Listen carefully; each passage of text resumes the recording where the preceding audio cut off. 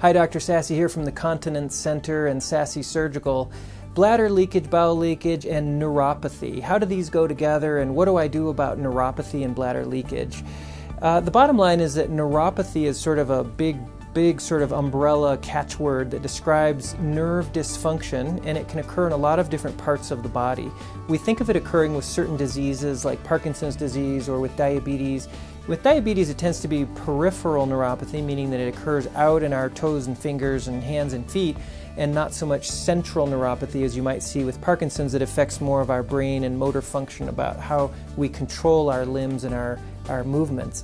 But neuropathy can come from many different causes. It can come from autoimmune diseases, it can come from environmental exposure, it can come from drugs, it can come from infections. Sometimes it comes from reasons we just don't know what they come from. We call that idiopathic neuropathy. But in some cases, it can affect the bowel and the bladders and the control of the pelvic floor muscles. Sometimes this is due to neuropathy stemming from spinal cord injuries or injuries to the back that have had an effect on the sacral nerves themselves that we tend to think of as regulating the pelvic floor musculature.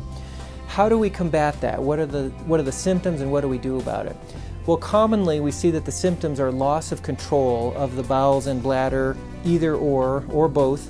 And sometimes we can have the opposite, where we're having retention or difficulty emptying, especially the bladder.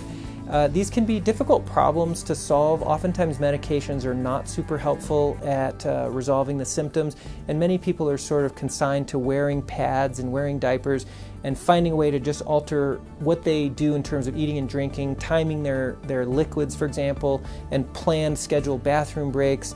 And really it can become quite a limiting problem. So I think that we have had the best success by far reversing the effects of neuropathic bowel and bladder dysfunction with the use of the technology that aims right back at restoring the nerve function, and that is with that sacral nerve modulation that we've talked about in some other videos. Sacral nerve modulation sort of combats the degeneration of the nerves and the kind of wiring system that is talking to the pelvic floor muscles by placing a pacemaker or a device that sends some very low current, continuous current to the pelvic floor through the sacral nerve transmission lines. And just this little very faint mild stimulus allows the pelvic floor tone to be restored, and it allows a nice natural communication and natural resumption of the sphincter control and coordination. So around 90% of people will find that they no longer have leakage from either the bowel or the bladder. And we also have this restoration of a much better sort of warning time and kind of a more satisfactory way of living, where you don't feel like you're getting spasms and urgency and kind of a rush to the bathroom or an accident, but rather a kind of a more, agreeable sensation that, I'm going to have to go to the bathroom, and I got enough warning time to get there in a more natural way. Most people, in fact, are able to stop wearing pads and not have to get up at night and aren't wearing diapers.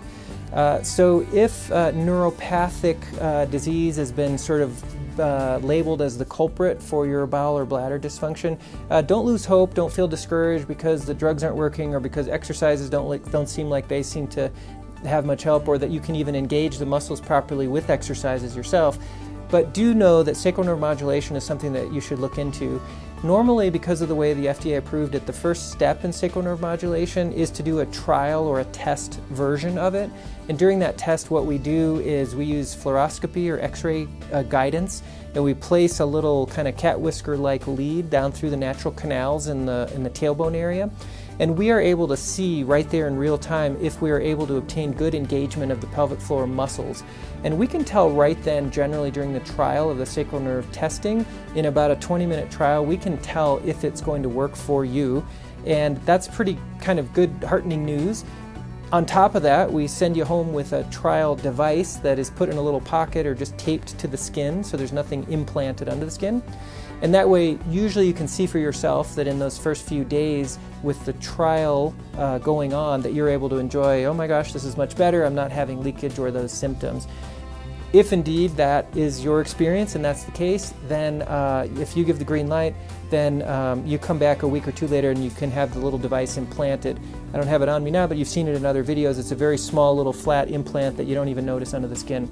So anyway, just be aware of that as a nice improvement on life, even if it's neurogenic or neuropathic, or you're having neuropathy that's causing the bowel bladder leakage.